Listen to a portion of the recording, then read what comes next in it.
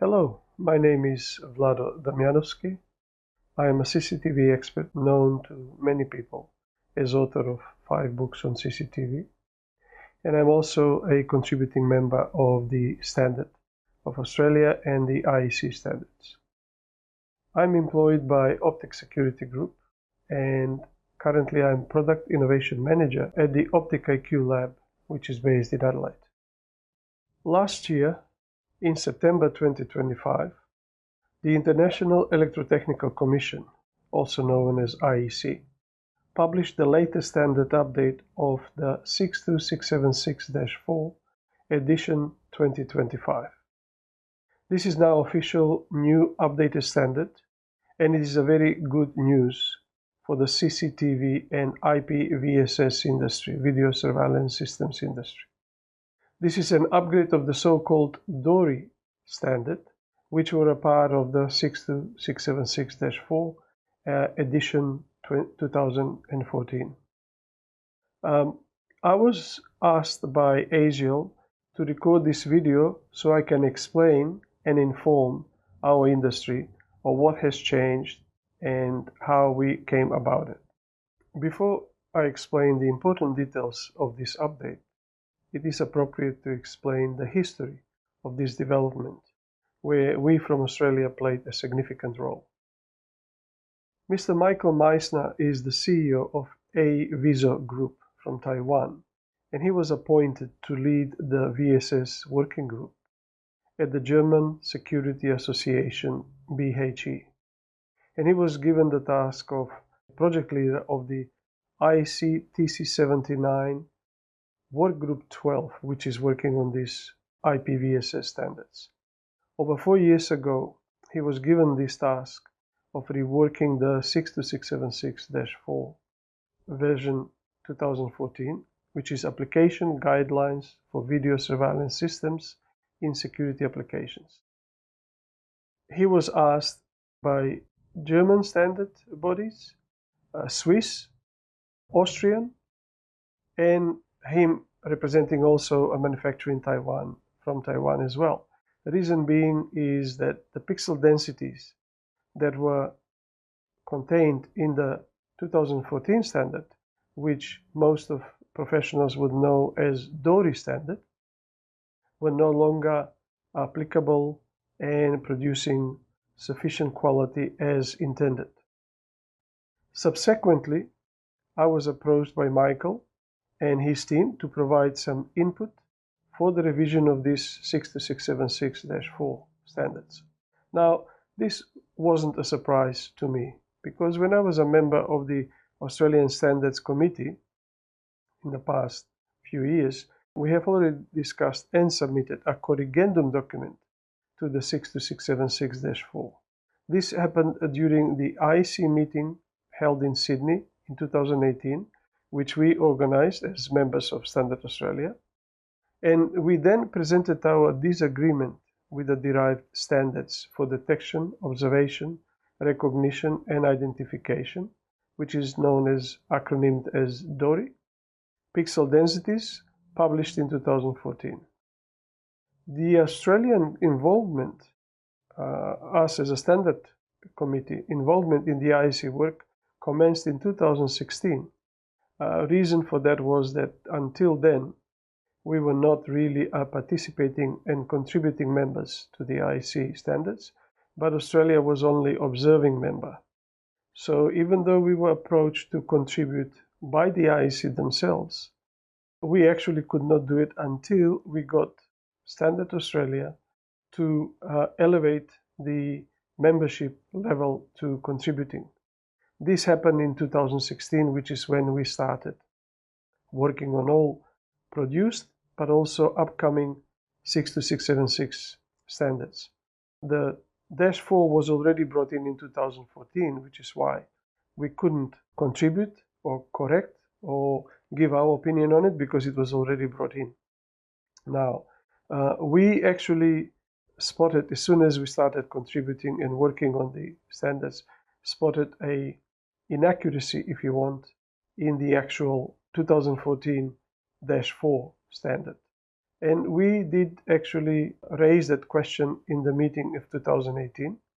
We even presented a paper at the committee meeting in Sydney, where we explained why we were not agreeing with that. I've been following that up and trying to find out, sending emails and asking, but nothing was done until probably about 4 or 5 years ago. This is when Michael Meissner was asked, because the same issues that we spotted at that time, and before 2018, were spotted and noticed by German, Austrian, Swiss standards. So they approached me because they knew we were already doing some scientific foundation and testing that can actually explain why this needs to be upgraded. In order to explain the new updates, I would like to just refresh on the viewers our previous analog standards called 4806.2 from 2004. This is the standard that actually myself, together with Les Simmons, Oli de Souza, and a bunch of other hardworking people, created the standards somewhere in 2004, CCTV standards, which Australia didn't have until then. For this standard, we did quite a lot of testing, and we needed to find out the easiest method of showing how you set up a camera so you can have a facial identification, visual facial identification or facial recognition. We were using the descriptive terminology of identification and recognition based on the previously known British standards. So identification in standard terms is basically identification where you can identify who that person is, right? But recognize, some people would understand it similarly. So in a way, the standards define something that was maybe arguable or debatable. The standard was saying that a person can have positively face identified if it has 100% person's height in the field of view of an analog monitor. Now, without changing the actual descriptive terminology, we did our own testing, and actually we confirmed that really on our PAL system, which Europe uses as well, if we positioned the camera in such a way that it picks up a person's height completely in the field of view, so full 100% height of the monitor shows the person, that would be sufficient for visual identification of who that person is. And that was part of the Australian standards, where we clearly say that face identification, where the head occupies in that case 80 to 90 television lines, which then later are converted to digital when we switch to digital, is sufficient for facial identification. Face recognition takes about 50% of a person's height in an analog monitor height, and so forth. Then we've got intrusion detection, crowd control in our Australian standards, and we even then defined how many pixels or how many television lines you need from a license plate to be visually readable. So in other words, about 5% of the analog monitor height. So we then at that time could only define that you need to have a good quality monitor. And if you remember, all the engineers and professionals may remember that one of the highest monitor resolution we could get was about 400 TV lines. This is because of how the color is reproduced and filtering of frequencies and so forth. So CRT monitors were really very good if they could describe 400 TV lines resolution. But in any case, we did not refer with these standards to details or resolution seen after recorded and playback of something like VHS recorders, which at that time were really used, digital only started coming up. So we refer to PAL, live video signal, which has 625 scanning lines, out of which 576 are active lines by the design of the analog signal. So we never considered compression, never considered playback through VHS video recorders, which were reducing the resolution to 240 television lines. So this is the starting point that we have in Australia using Australian standards. So the interesting point was that the IEC standard 62676-4 from 2014 started from the same analog standards. In other words, it started exactly from the same assumption of facial identification to be at 100% analog monitor height occupied by what the camera sees. However, there was a discrepancy in how they calculated the pixel density. So what we did in what I mentioned before about that presentation we had in Sydney, basically we said if 100% of person's height is seen in the analog monitor display, then out of 576 active lines, if we take an average human height to be about 1.7 meter, which is averaging between, let's say, male and female average height, then when we divide 576 active lines by 1.7, this is how you get pixel density basically, we get about 338 pixels per meter. And that is far higher than 250 pixels per meter. Meaning that because now we are talking about digital, so once we have analog converted to digital, we do produce so-called SD, standard definition, digital video. This SD, as most of you would remember, was typically 720 by 576 pixels. That is SD digital standard. So it was 576 for the reason that I explained, that active lines are only 576, which is why when we divide with average person's height, we get a pixel density which is much higher than 250. But in addition, in this instance, because we are already converting to digital, so now when you record it, you play back what you've seen, but you may use compression that actually can further deteriorate the picture quality. This is compression artifacts perhaps. Also, compression removes small details that are indiscernible in levels of luminance, of brightness, or color if you want, because cameras in CCTV are not broadcast quality. We work with often with lower light than broadcast, where the studio illumination is always constant. So sadly, our unwanted events that we use security cameras to protect typically are happening in very low light, which means these 250 pixels per meter are far too low to be able to identify the face, which is why we said, okay, we suggest we get 350 pixels per meter rather than 250. So this was the point where the committee people said, well, look, this standard was already brought in, the 2014, and the only way we can now correct it is by adding a correction document, which in Latin is called corrigendum. So they asked us to do that, to produce a corrigendum, which we did. As I said previously, nothing was happening with that until we got Michael Meisner to call in, and this is where we started contributing. So let me now just go back to showing what the actual 62676-4 from 2014 was requesting. So this is the slide that actually explains on the right hand side, you've got the actual illustrations that are in that 2014 standard.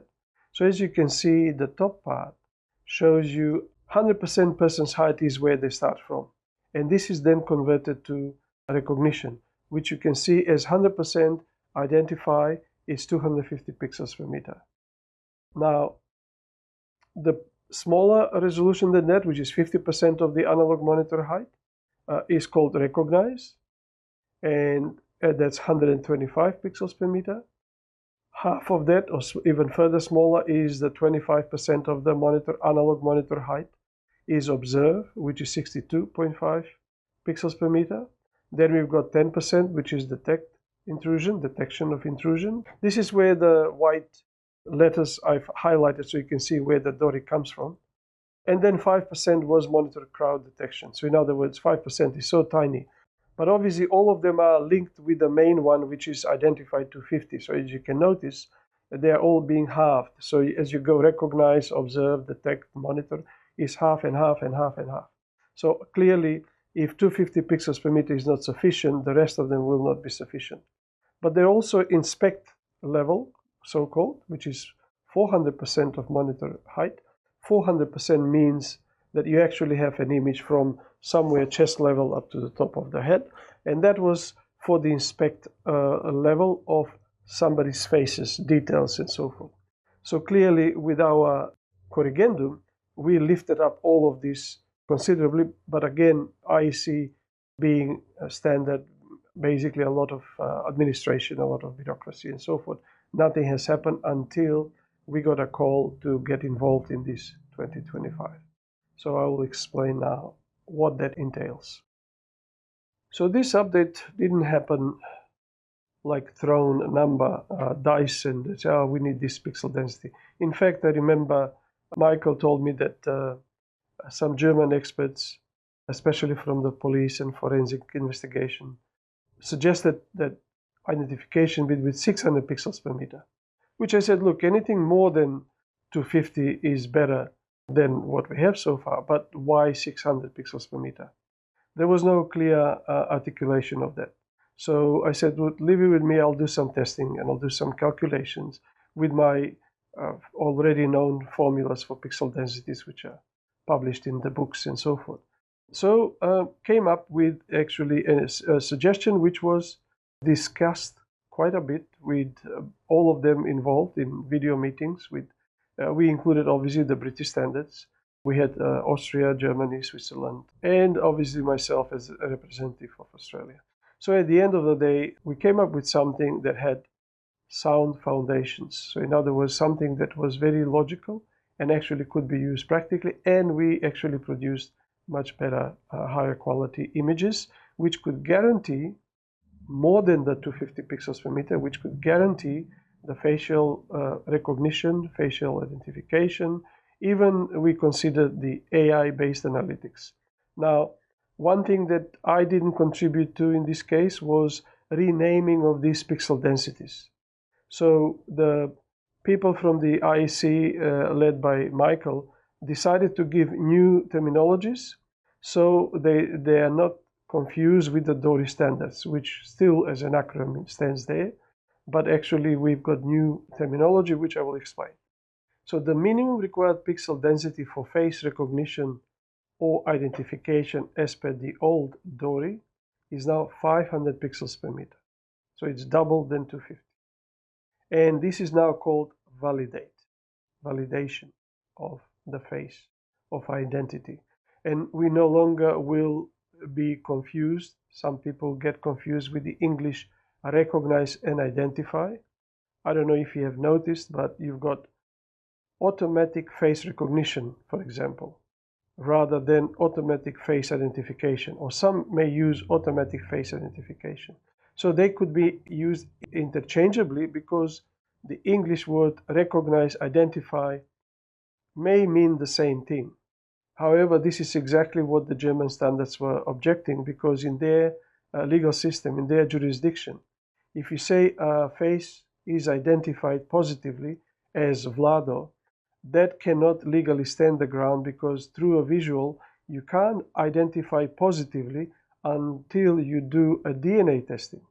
So for that reason, that's another reason why the terminology was changed. So validate is 500 pixels per meter, which if you're using HD screen, rather than referring now to the old analog one, since I don't think anybody uses analog monitors anymore. So HD screen occupies about 80%. When a person occupies about 80% of the HD screen when seeing from a camera, that is approximately equivalent to 500 pixels per meter. And that is called validate, should be sufficient for identification, recognition of who that person is. So that was the first and most important pillar of this pixel density. Now, why 500? Why not 600? Why not 350? Well, I needed to find out something that could be substantiated with the modern AI-based facial recognition or facial identification algorithms. So speaking to many face recognition manufacturers or software developers, I found that they usually would not know, at least in the past, they would not know pixel density as such. They would usually tell you how many pixels you need between eye pupils in order for the algorithm to identify or recognize the person which is logged in their database. And that is usually 32 pixels between the eye pupils is most generous quality. Some people would say we need 30 pixels per meter or maybe 28, but I took 32 as a best common denominator, so to speak. And when you have average interpupillary distance, also known as IPD, so if you can search, this is basically average human eye distances, basically varies between 60 mil to 70 mil. So we took about 65 mil as an averaging of IPD for different people. When that is converted to pixel density, it becomes basically 500 pixels per meter. Now, that is easily done and you can check it yourself. So what you do is you get 1000 millimeters, which is 1 meter, divide by 65 millimeters, which is the IPD, you get a factor of about 15 point something. So that means in 1 meter, you can put 15 and something pairs of eyes next to each other, basically. And that means if you multiply that 15 point something by 32 pixels, we said most of the AFR people or AFI people needs to identify a face, that becomes close to 500, 490 something pixels per meter. So 500 pixels per meter has a foundation in being able not only to visually identify, but also for the algorithms to be able to identify the face and recognize. So that's the very first important starting point. The next important pillar of the new pixel density is the scrutinize. As you can see here on the slide, that is equivalent to 1500 pixels per meter. This needs to occupy, let's say if you are looking at on the HD screen, that's about 240%. You can convert that if you think of human height. So 240% is basically taking from a waist level up to the head. That's about 240 pixels per meter. And that gives you, on a HD, that gives you 1500 pixels per meter density. Now, again, there is a foundation for that number. How did we come about it? What I did is actually I searched for passport photo quality that is required by most of the countries around the world, more or less similar to what we do in Australia and New Zealand.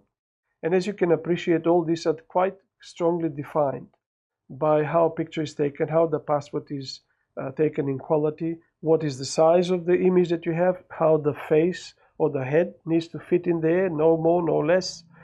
When you convert the quality of the printout, and I took 300 dots per inch as the best printing quality you can have, which you can replicate with inkjet printer, or it is the same when you have a cover of a very glossy magazine. The printing technology defines the highest quality of print, where you cannot see any dots, is about 300 dots per inch. And when you convert these 300 dots per inch on that small physical photo, that is equivalent to 1500 pixels per meter. So basically, the scrutinized level is actually the quality of what a customs officer will be seeing your face either through their database of where your photo was taken for doing the passport thing, but also through the AFR camera that stands when you're walking inside now with automated passport control. And also if they have the CCTV image with scrutinized level, 1500 pixels, they will give the same quality. So this is now image quality where you can not only see who that is, but you can see facial characteristics. Maybe you can see scars, or you can see color of the eyes, you can see tattoos and so forth. So that is a scrutinized. So now we've got obviously less than validate, which is a level of 250 pixels per meter is called now characterize. That is equivalent in pixel density to the old identification, face identification pixel density. Now it's called characterize. That's 40% of the HD height, or of the, if you have 4K monitor, characterize is 20% of the monitor height. Perceive Perceive is 125 pixels per meter, and that is basically the same as the old face recognition. That's equivalent to 20% of HD monitor height image of a person. Or if you're using obviously 4K monitor, that's 10%. So it's half of that because the monitor has twice as much horizontal and vertical pixel density, the 4K monitor. Next one is discern, which is 80 pixels per meter, and that is about 14%. And the next one is outline, which is 40 pixels per meter, which is 6%. And the smallest one is overview, which is 20 pixels per meter, and that is about 4% of the HD monitor, or about 2%, very tiny, of a 4K monitor. Now, they also have some meaning in terms of practicality and reason foundation. For example, the overview, which is only 20 pixels per meter, is actually very useful for judging a very good AI object classification video and images. This means that if you've got a person of 1.7 meter high, for example, 20 pixels per meter should produce about 34 pixels height of a person walking in the distance. And a lot of AI object classification that I have tested can just pick up there and they can see person in the distance. I mean, often, obviously depends on the lens size and what focal length it is and so forth. And I'll tell you later on, I obviously submitted to the standards also my formula so people can use it for determining how far somebody can be, so that I can see with that camera, with that lens. And my testing shows that often you can really detect human object, even up to 200, 300 meters. Obviously depends how far you zoom in. With PTZ cameras, that can go even further. That can go probably 500 meters.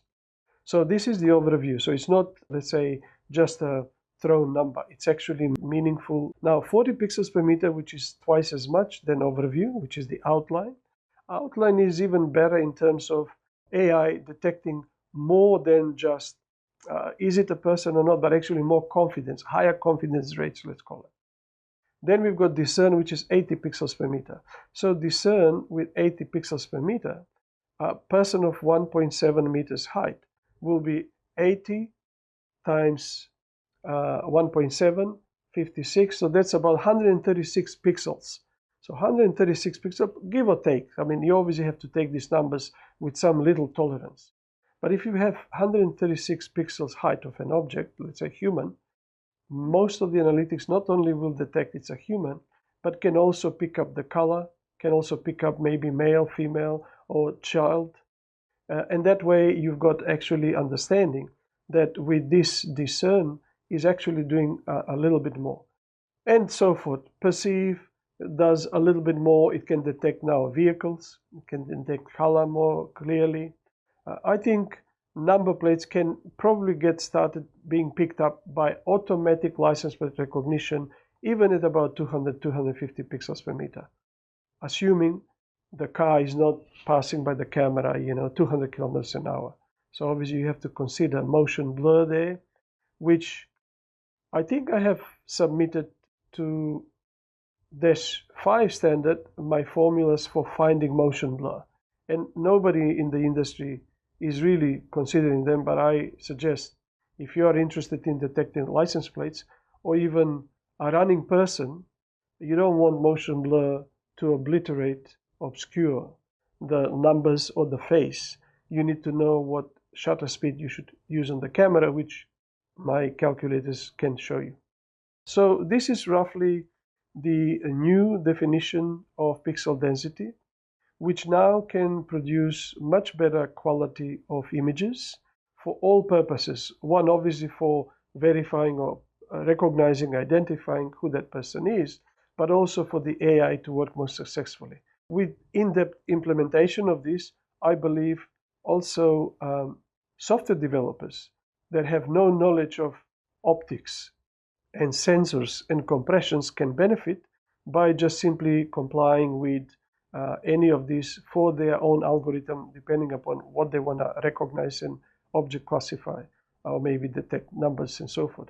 It's very easy once you know all these numbers and you've got the formula to calculate for any type of camera, irrespective whether it's HD camera or 4K or in between 5 or 4 megapixel or panoramic camera. As long as you know what is the sensor, the main sensor, pixel number, what is the focal length, you can easily calculate that. So I will explain in the next slide how that can be calculated easily. All right, in this last part of the video, I want to show you the formula and the simplified drawings that I've used in my books, as well as my Video Labs calculator. But that's now part of the standard, so I've basically given permission to the standards to publish it as a part of this 2025 version.